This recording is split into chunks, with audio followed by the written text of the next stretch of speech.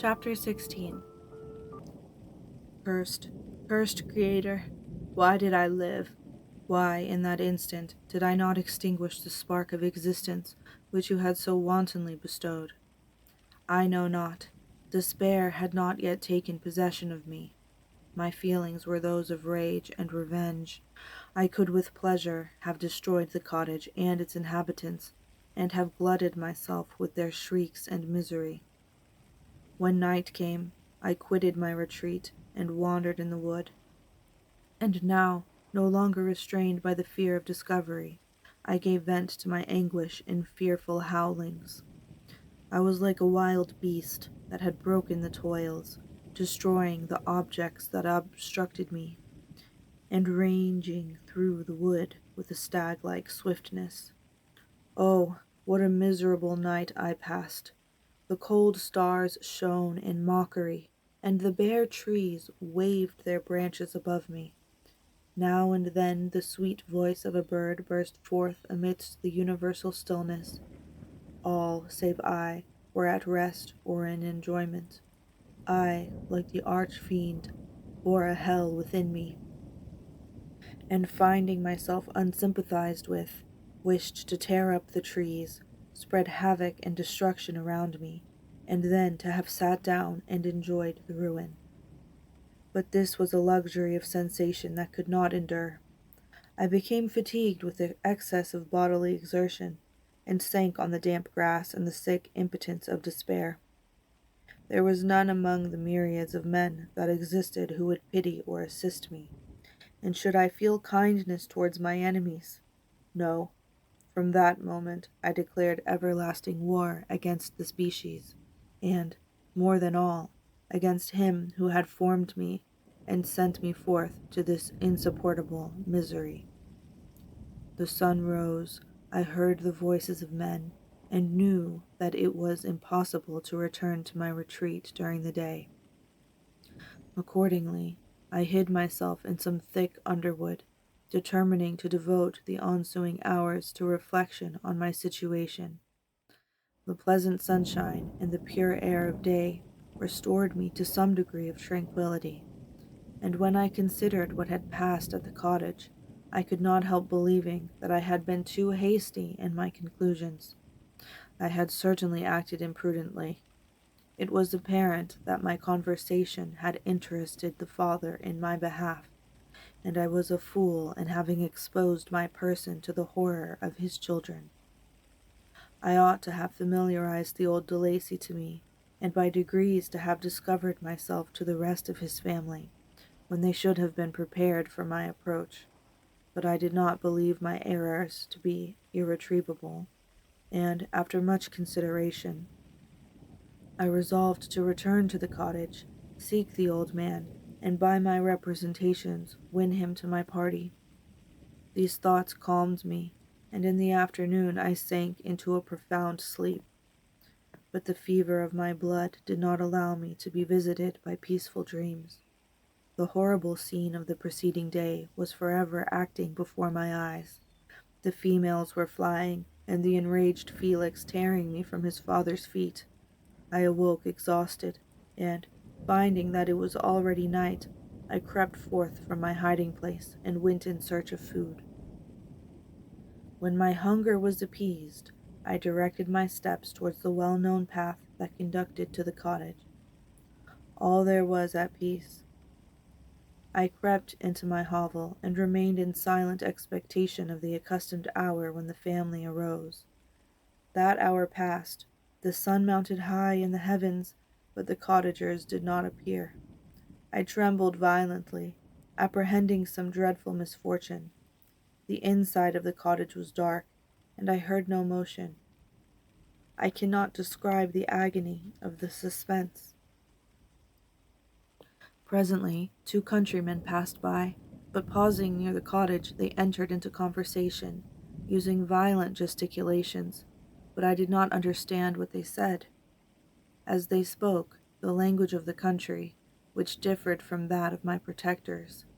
Soon after, however, Felix approached with another man. I was surprised, as I knew that he had not quitted the cottage that morning, and waited anxiously to discover from his discourse the meaning of these unusual appearances.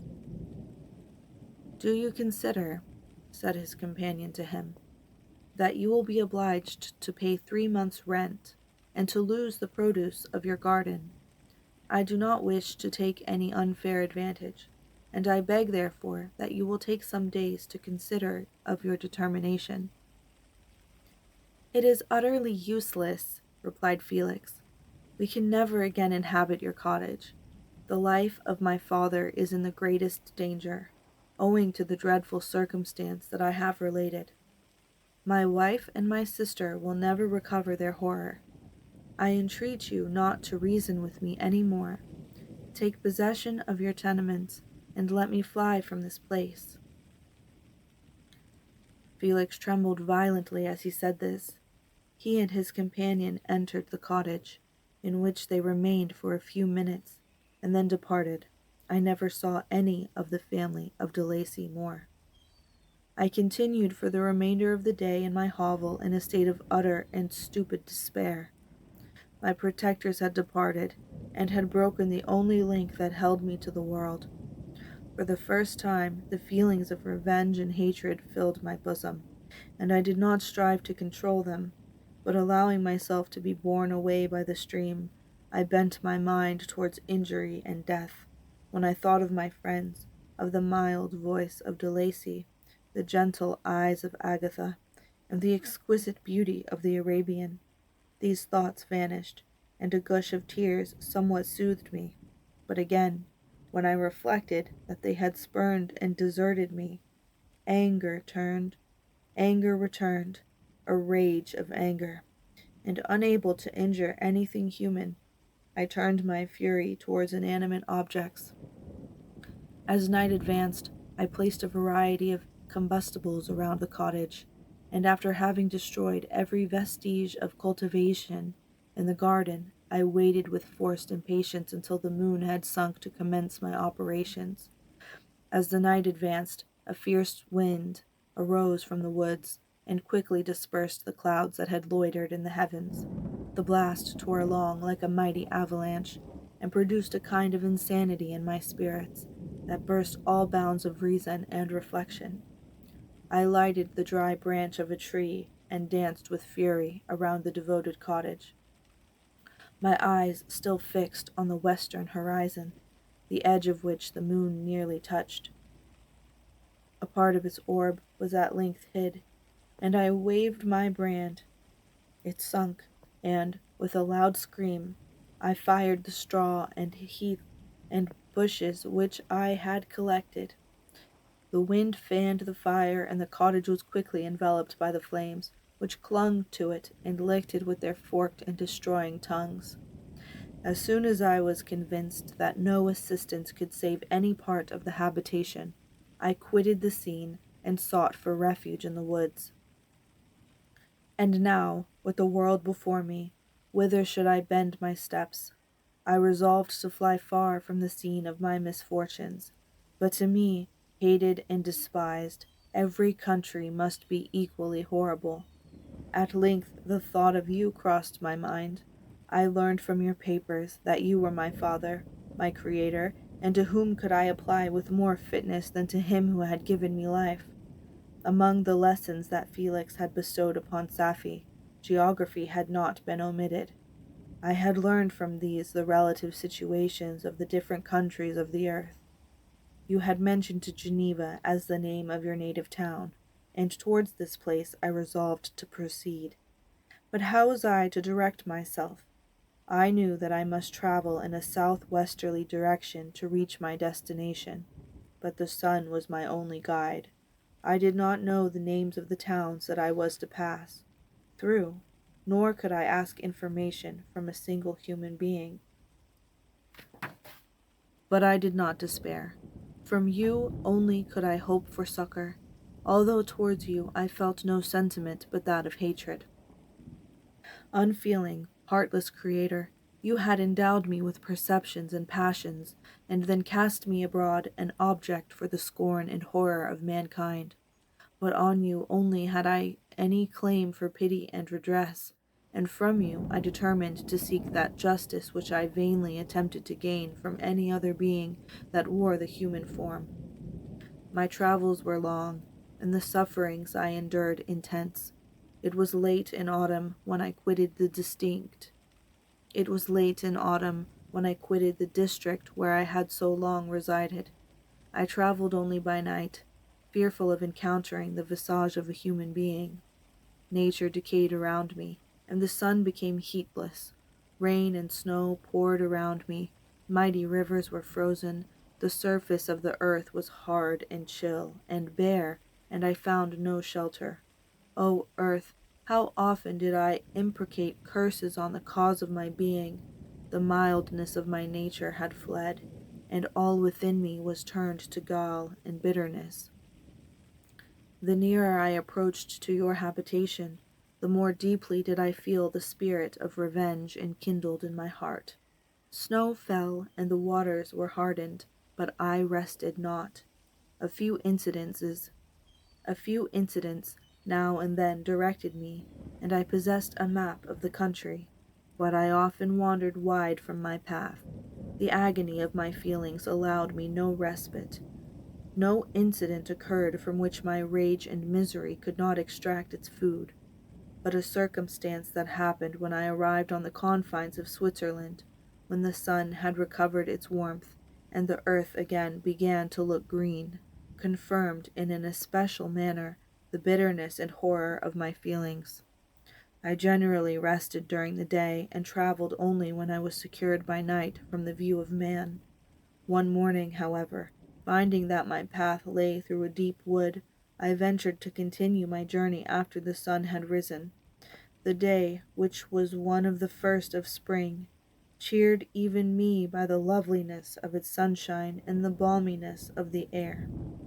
I felt emotions of gentleness and pleasure that had long appeared dead, revive within me. Half surprised by the novelty of these sensations, I allowed myself to be borne away by them, and forgetting my solitude and deformity, dared to be happy. Soft tears again bedewed my cheeks, and I even raised my humid eyes with thankfulness toward the blessed sun which bestowed such joy upon me. I continued to wind among the paths of the wood until I came to its boundary, which was skirted by a deep and rapid river, into which many of the trees bent their branches, now budding with their fresh spring. Here I paused, not exactly knowing what path to pursue, when I heard the sound of voices that induced me to conceal myself under the shade of a cypress. I was scarcely hid when a young girl came running towards the spot where I was concealed, laughing as if she ran from someone in sport. She continued her course along the precipitous sides of the river, when suddenly her foot slipped and she fell into the rapid stream. I rushed from my hiding place, and with extreme labor, from the force of the current, saved her and dragged her to shore. She was senseless. She was senseless, and I endeavored by every means in my power to restore animation, when I was suddenly interrupted by the approach of a rustic, who was probably the person from whom she had playfully fled. On seeing me, he darted towards me, and tearing the girl from my arms, hastened toward the deeper parts of the wood. I followed speedily. I hardly knew why, but when the man saw me draw near, he aimed a gun, which he carried, at my body, and fired. I sunk into the ground, and my injurer, with increased swiftness, escaped into the wood. This was then the reward of my benevolence. I had saved a human being from destruction, and, as a recompense, I now writhed under the miserable pain of a wound which shattered the flesh and bone. The feelings the feelings of kindness and gentleness which I had entertained but a few moments before gave place to hellish rage and gnashing of teeth. Inflamed by pain, I vowed eternal hatred and vengeance to all mankind, but the agony of my wound overcame me. My pulses paused, and I fainted. For some weeks I led a miserable life in the woods, endeavoring to cure the wound which I had received. The ball had entered my shoulder, and I knew not whether it had remained there or passed through. At any rate, I had no means of extracting it. My sufferings were augmented also by the oppressive sense of the injustice and ingratitude of their infliction. My daily vows rose for revenge, a deep and deadly revenge, which as would alone compensate for the outrages and anguish I had endured. After some weeks my wound healed, and I continued my journey. The labors I endured were no longer to be alleviated by the bright sun or gentle breezes of spring. All joy was but a mockery, which insulted my desolate state, and made me feel more painfully that I was not made for the enjoyment of pleasure. But my toils now drew near a close, and in 2 months from this time I reached the environs of Geneva. It was evening when I arrived, and I retired to a hiding place among the fields that surrounded it, to meditate in what manner I should apply to you. I was oppressed by fatigue and hunger, and far too unhappy to enjoy the gentle breezes of evening, or the prospect of the sun setting behind the stupendous mountains of Jura. At this time a light sleep relieved me from the pain of reflection, which was disturbed by the approach of a beautiful child, who came running into the recess I had chosen, with all the sportiveness of infancy. Suddenly I gazed on him. An idea seized me that this little creature was unprejudiced, and had lived too short a time to have imbibed a horror of deformity. If, therefore, I could seize him and educate him as my companion and friend, I should not be so desolate in this peopled earth. Urged by this impulse, I seized the boy as he passed, and drew him towards me. As soon as he beheld my form, he placed his hands before his eyes and uttered a shrill scream. I drew his hand forcibly from his face and said, "Child, what is the meaning of this? I do not intend to hurt you. Listen to me." He struggled violently. "Let me go!" he cried. "Monster! Ugly wretch! You wish to eat me and tear me to pieces. You are an ogre. Let me go, or I will tell my papa." "Boy, you will never see your father again. You must come with me." "Hideous monster! Let me go. My papa is the syndic. He is M. Frankenstein. He will punish you. You dare not keep me." "Frankenstein, you belong then to my enemy, to him towards whom I have sworn eternal revenge. You shall be my first victim." The child still struggled, and loaded me with epithets which carried despair to my heart. I grasped his throat to silence him, and in a moment he lay dead at my feet. I gazed on my victim, and my heart swelled with exultation and hellish triumph. Clapping my hands, I exclaimed, "I too can create dissolution. My enemy is not invulnerable. This death will carry despair to him, and 1,000 other miseries shall torment and destroy him."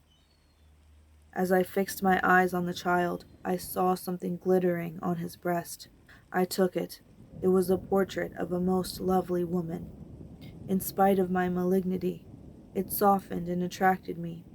For a few moments, I gazed with delight on her dark eyes, fringed by deep lashes, and her lovely lips. But presently my rage returned. I remembered that I was forever deprived of the delights that such beautiful creatures could bestow, and that she whose resemblance I contemplated would, in regarding me, have changed that air of divine benignity to one expressive of disgust and affright. Can you wonder that such thoughts transported me with rage? I only wonder that at that moment, instead of venting my sensations in exclamations and agony, I did not rush among mankind and perish in the attempt to destroy them.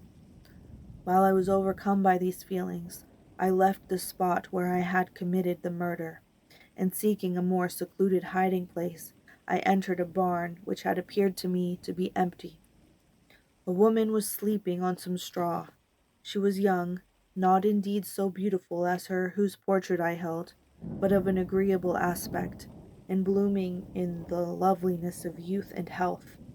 Here, I thought, is one of those whose joy and parting smiles are bestowed on all but me. And then I bent over her and whispered, "Awake, fairest, thy lover is near.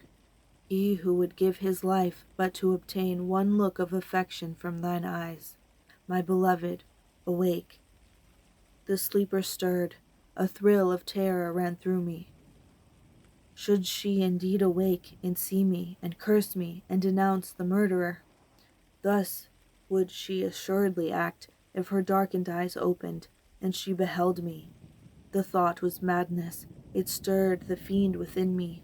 Not I, but she shall suffer the murder I have committed, because I am forever robbed of all that she could give me.